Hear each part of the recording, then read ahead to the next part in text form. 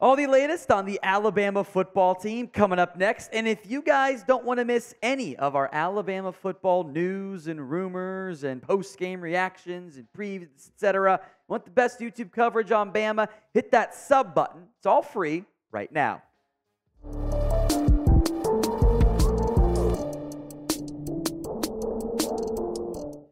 Here's what's coming up on today's show. The quarterback battle is over for now.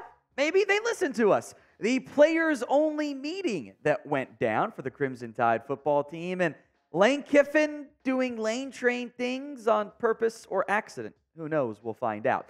First up, the big news of yesterday afternoon that Jalen Milroe has been, although not like, Saban didn't say the words, he's our starter, but he also did, like technically, so to speak. He's the starter. He's going to be the guy against Ole Miss. Have fun with your conspiracy theories in the comments. Producer Chris has a couple that I don't actually hate that much. Here's what Nick Saban said on Jalen Milroe at his Monday press conference. Quote, Jalen really showed the leadership that I was looking for during the game in terms of supporting his teammates and doing the things he needed to do. He's had the opportunity to play. So have the other guys. Jalen played the best of all those guys, so I think he's earned the opportunity to be the quarterback. That's not starter for the rest of the year. That's starter for now. And that's the right decision. I think for the most part, we would all agree on that.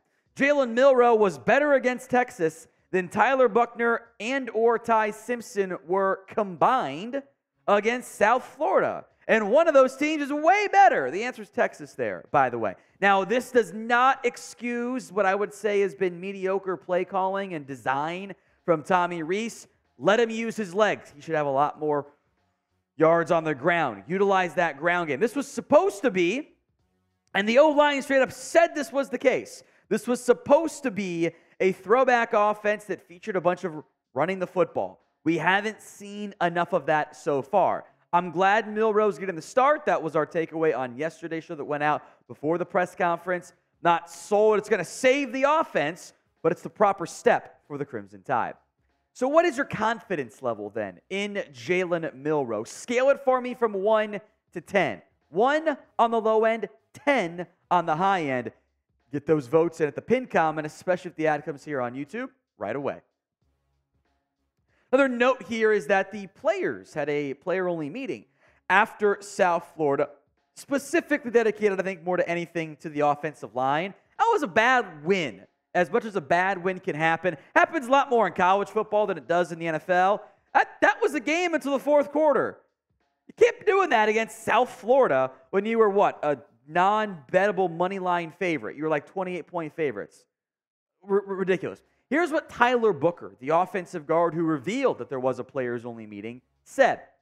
Everybody got a lot of stuff off of their chest. And I feel like everybody is on the same page now. It's unfortunate that it took a loss at Bryant-Denny Stadium and a subpar game in Tampa for that to happen, but I feel like we're all on the same page now. I wouldn't say there were any fractions. I just feel like we need to put an emphasis on togetherness. I'm not saying that we weren't together, but we're just emphasizing it more now. That was pretty much the emphasis of the whole meeting, coming together and supporting each other. Because if we all do our job as a unit, as an offensive line, if we do our job, if the running backs do their job, if the DBs do their job, if the wide receivers do their job, there's really nobody that can stop us. We just all have to execute at the same time when we're supposed to. Intentional or not, I think Booker did reveal some insight in the 4 position groups he mentioned. Offensive line, running backs, wide receivers, DBs. If we were to rank the disappointing position groups, wouldn't that make up 4 of the top 5? That's a big grouping of guys who basically left off tight ends and quarterbacks and D-line and linebackers, but those have been your better groups so far. At least tight end when Amari Nyablak's not going live on Instagram. O-line's got to be better. I have been disappointed by this offensive line. I think Booker helped lead the meeting because they haven't done that well. These guys have to wake up. This Bama team needs, the only way they're going to win football games against better competition is if the O-line steps up, they're dominant up front, where they have the raw talent to be, and the defense does its job, which they certainly did against South Florida, to be clear. I think the O-line has been your biggest problem. You haven't been consistently successful as a run-blocking unit. You haven't given your quarterbacks enough time. The constant shuffling does not help. O-line's about chemistry. The chemistry has not been there. Caden Proctor's been terrible. I'm hoping he gets that figured out. I'm at the point where I'm not opposed to seeing Elijah Pritchard, though I wanted Proctor to begin the year. Seth McLaughlin has been a huge liability at center. Those two spots got to get figured out. The second that happens, I think Booker's going to look better. I think J.C. Latham's going to look like the guy that we know he could be. The O-line has to be better because in football, especially in college, it is very difficult to have success on offense if your O-line isn't doing its job. It'll lead to problems across the board. You're going to be asking on crazy plays out of your playmakers, and the playmaking group for Bama isn't good enough to overcome iffy offensive line play. So getting ready for a game against Ole Miss. Will the offensive line figure it out this week? Y for yes, N for no. If you want to speak it into existence, you can type in your Y's for yes, or you can just be honest. Either way, in the comments. Coming up next, does Lane Kiffin think Coach T-Rob is the DC? Kind of some weird comments made, and the answer we have from Nick Saban. But first, if you want to bet on the Crimson Tide with our sportsbook partner, BetUS. Head over to chatsports.com/TideBet and use promo code TIDE125 for a 125% deposit bonus. $100 down minimum gets you that deposit bonus. By the way, I'd say somewhat curiously, Bama's a 7-point favorite.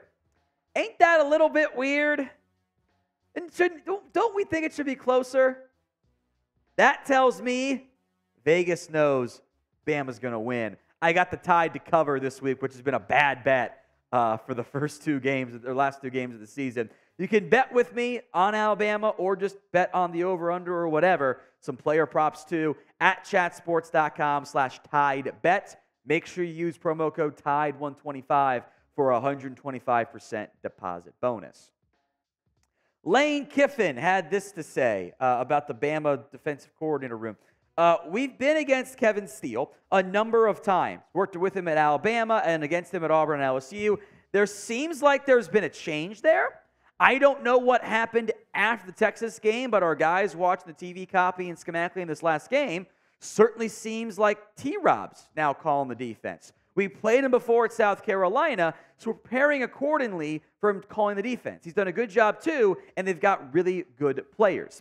Now, Nick Saban slammed the door shut on that rumor. I just totally shut it down here saying this, quote, I'm sure you see the same reports that I've seen is that Kevin still the defensive coordinator. He has all the defensive coordinator responsibilities. The only thing we tried to improve on from an administration standpoint was game day administration of getting the signals in quicker. That's the only thing that we've worked on together as a staff. The whole staff made a contribution to it. I think it was a lot better in this game than it was in the Texas game. Now, the Texas results for South Florida, night and day. Now, these are all PFF numbers, so sometimes it gets a little wonky, like sometimes sacks count double, but it's fine. 7 sacks versus 0. Same number of quarterback hits. 38 pressures.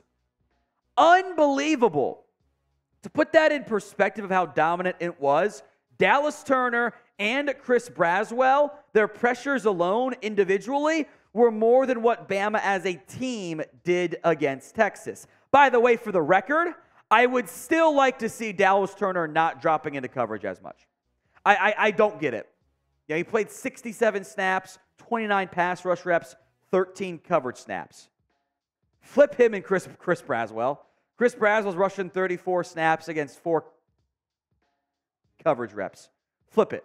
Stop dropping Dallas Turner. He's your best pass rusher. Stop it. Go let him go after the quarterback. Like, this is not to the extreme level of Harold Perkins at LSU. They just won't bring him. Stupid. But like, let him go. Fire off ball. It's not that hard. 2 turnovers. They allowed almost not quite half, but pretty close to it, about 200 fewer yards. Defense was solid against South Florida. That's a big deal. Now, differing levels of competition, so keep that in mind. I don't really care who the DC is or who's doing what with the Signal College calling, whatever. That's who cares? As long as they play well. I speak for myself and producer Chris. We're good.